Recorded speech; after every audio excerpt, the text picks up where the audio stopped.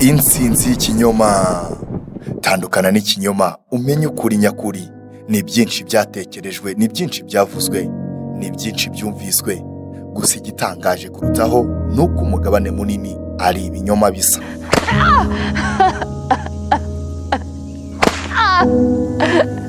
Tubayeho mu isaha y'ikinyoma cyafashe intebe.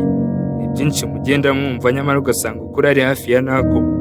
Menya iby'ukuri utandukane n'ibinyoma mu kiganiro Intsinzi y'ikinyoma. Isi ya siyanse, ubumenyi n'ubukungu, ukuri kw'iyobokamana, byinshi byigirwaho mu rukundo ndetse na bimwe mu bifatwa nk'izingiro ryarwo.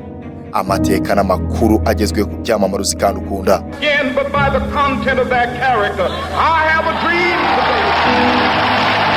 Byose ni mu kiganiro Intsinzi y'ikinyoma. Ni ikiganiro mutegurirwa kandi mukagezwaho nanjye Juvenal Iduriki hamwe na Ishimwe Robert. Byose ni kuri YouTube channel Ijwi ry'Ubumenyi TV.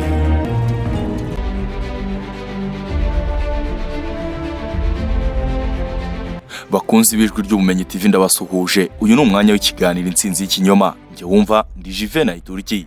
Bahaye ikaze. Ndashimira wowe urimo kunyumva muri uyu mwanya. Ndashimira by'umwihariko wowe wakanze subscribe ku Ijwi ry'Ubumenyi TV, ndetse nkanarikiraho utarakanda subscribe, ukanda subscribe ukajya ukurikirana ibiganiro byacu umunsi ku wundi. Nshuti yanjye, mfashe uyu mwanya ngo ugire icyo mbwira wowe urimo kunyumva muri uyu mwanya. Ni nyuma y'umwanya utari muto maze negura ibi, nawe ushimishwe no kubimenya kuko nzi ko byagira icyo bikungura mu buzima. Nshuti yanjye, ubu ntibyanunga uvuze yuko umaze imyaka itari mike wiyumvisha kuzaho umukire karundura, ukubaka amazu y'akataraboneka, imodoka nziza kandi zihenze zikaba izawe. Gusa impamvu igutera kuvuga ibyo, burya nturaganira na bamwe mu babitunze ngo bakubwire inkomoko yabyo. Ngenda kumenyesha ko izi ari inzozi z'ubuto. Nongeye kuba ikaze muri iki kiganiro. Nshuti yanjye, hari benshi uzabona bakennye ku buryo butangaje ndetse ku kigero utabasha kwiyumvisha. Ibi nkubwira byumve neza, abo ubona bakennye si uko bakuranye inzozi z'ubukene. Burya nubwo ubona bakennye nabo bakuranye inzozi zo gukira ku rwego rutangaje. Niba ubyumva neza, bakuranye inzozi zimeze neza nk'iza ufite kuri uyu munsi. Gusa ikosa ryabaye ni rimwe: kubaho nta cyerekezo kandi bibakorere ku ntego.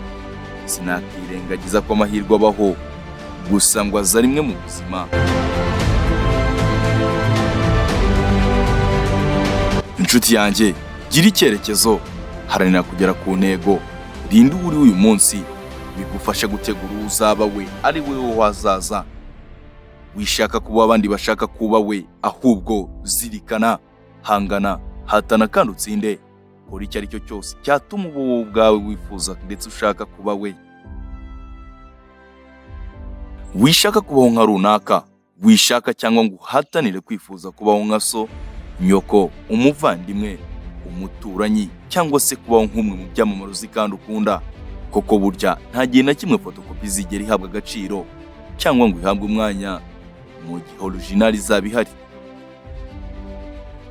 Inshuti yanjye, ibi misimo kubikubwira nyuma yaho ngewe ubwanjye menye ko nta muhanga ubaho.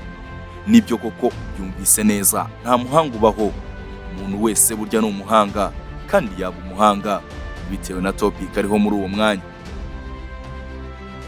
Nimvuga ko nta muhanga ubaho, wibaza byinshi cyangwa ngo utekereze ko nibeshye. Oya, niko kuri.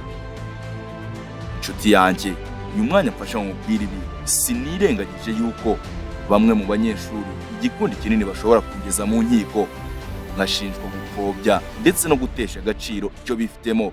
Gusa ndagira ngo nkumare amatsiko, wita umwanya utekereza ku mwanya uba mu ishuri ngo bigutize umurindi wo kwemeza ko mbeshya. Burya nubwo ubu wanyuma mu ishuri, ntuzigere na rimwe utekereza kuri umuswa. Oya, ndakumenyesha ko uwo wabaye uwa mbere mu ishuri uyu munsi si uko ari umuhanga kukurusha, ahubwo nuko ibyo mwahatanagamo akurusha ubumenyi muri byo. Wikiheba, oya ntiwihebe. Ejo cyangwa ejo bundi burya nawe wagira amahirwe mugahurira muri bimwe nawe uzi neza ko ushoboye, maze nawe agataha yiswe umuswa mu gihe wari usanzwe umuzi nk'umuhanga ndetse umuhanga uhambaye. Nshuti yanjye, burya Imana ntiyaduhaye impano zimwe, kuko burya buri wese yamuhaye impano ikwiranye n'uwo ari we. Wihangayika cyangwa ngo ubabazwe n'uwo uri uyu munsi, kandi umenye kuba proud y'uwo uri we. Tekereza kure, mbese uramutse wiyanze ninde wagukunda? Ese uramutse utigiriye icyizere ninde wakikugirira? Byibazeho. Inshuti yanjye, gerageza kora ibishoboka byose ubeho uhanganye, kuko burya niyo soko y'imbaraga. Kora ibishoboka byose abo muhanganye batinde mu byawe, bibakerereze gukora ibyabo. Ibi birashoboka kandi biroroshye. Kora ibyatuma bagutekerezaho, bitsinde ibyatuma batekerezaho. Haranira gutsinda wifuzaga gutsinda. Witondere ibi mvuga, bizakugeza ku kintu gihambaye, aho uzisanga ushakwa n'uwahoze ushaka. Inshuti yanjye, ubu nyuma yo kumenya ko nta muhanga ubaho, nje kukubwira igisobanuro cy'ikosa. Impamvu yo kuvuga kuri ibi nuko nzi neza yuko benshi muri twe bataramenya igisobanuro cy'ikosa, bityo rero bikabatera kwitiranya ikosa n'ibindi byinshi kandi bitandukanye. Aha ndaguha urugero ruto kandi rwumvikana.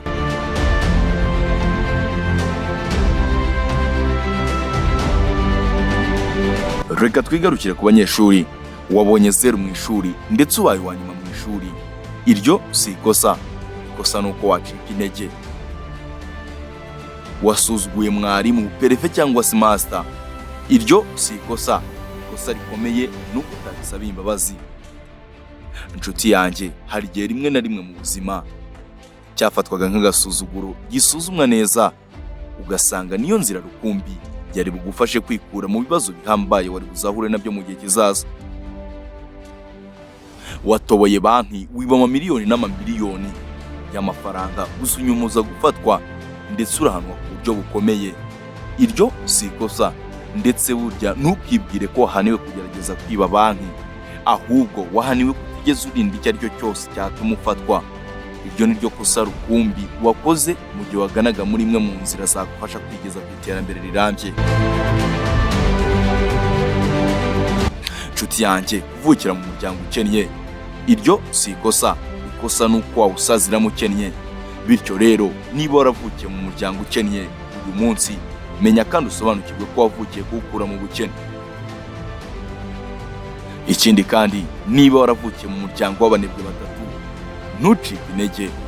Oya, nturambirwe kandi ntugasigane nabo. Ahubwo kora cyane, kora ibishoboka byose, ushyiremo imbaraga, uharanire gukora byikubye kandi uko wari kuzakora iyo bose baza kuba baratsinze ubunebwe bakaba bakoze nkawe. Ikindi kandi, wihangayikishwa n'ibyo ubona ahandi, mu nshuti, abavandimwe, abaturanyi ndetse n'abandi bose uhura nabo, ngo bigutwara umwanya wibaza impamvu wowe utabifite, ngo bigutere ishyari. Ahubwo zirikana, tekereza kandi unyurwe nuko nawe hari byinshi ufite bo badafite. Inshuti yanjye, ntega amatwi uyu munsi, zirikana kandi wige kuba proud y'uwo uri we. Irengagiza ibyo wumva, uha agaciro ibikurimo. Ikindi kandi, nyurwa n'uko uri, gumana icyo ufite kiragukwiriye. Iki ni ikiganiro Intsinzi y'Ikinyoma. Ikiganiro mbashimira kuba mukurikira, nkabararikira kuzakurikirana n'icy'ubutaha. Iri ni Ijwi ry'Ubumenyi TV. Jye wumva Ingabigabanya Inganzo Juvenal Turki. Ndabashimiye. Intsinzi y'Ikinyoma.